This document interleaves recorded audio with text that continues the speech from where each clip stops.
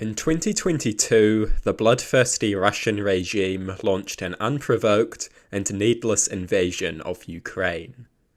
Russia let loose the horrors of war on their immediate neighbour. They embodied senseless aggression as they attacked their neighbour and started a vicious conflict for no good reason. New Zealand has repeatedly supported Ukraine. We have made significant contributions to Ukraine, ranging from humanitarian aid to military supplies. And we should continue to aid Ukraine. New Zealand should continue to stand with Ukraine. This is the rational thing to do. This is the righteous thing to do. Diplomatic support, financial support, military equipment, sanctions. We should help Ukraine in every way we can. We must not appease warmongering dictators. We must defeat them, and that means supporting those who fight against them. We know where appeasement leads. We know that appeasement encourages aggression and empowers warmongers. We know that appeasement delays war, but makes it all the greater when it inevitably arrives. We must not appease Russia. We must resist the bloodthirsty Russian state, and that means supporting those who fight against it. Some say that we should help our own people first.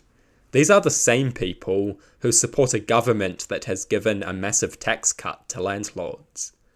These are the same people who support a government that is eagerly passing anti-worker policies to keep New Zealanders poor and powerless.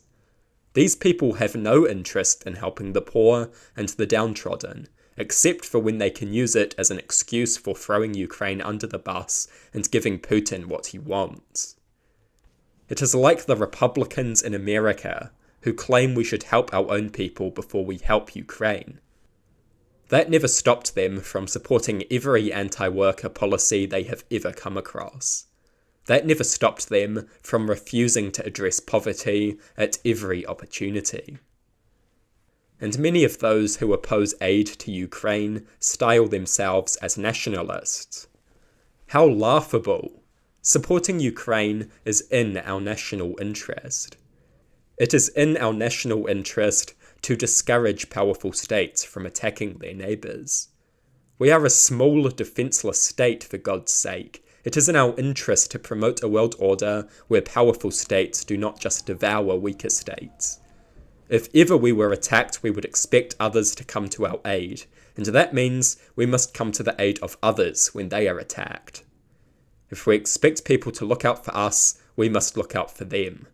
If we want people to support us, we have to support them. And we need other people to support us, because on our own, we are weak and defenceless. If Russia wins in Ukraine, that victory will change the rules of the game.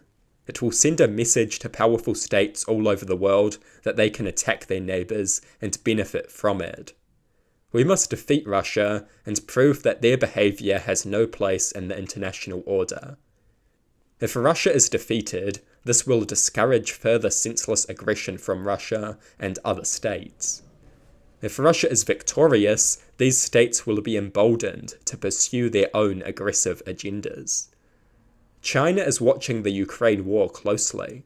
They have their own plan to invade one of their neighbours. If Russia is victorious, they may well be emboldened into making a move.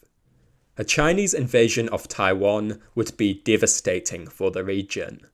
It would be devastating for us due to the inevitable economic turmoil that this would produce.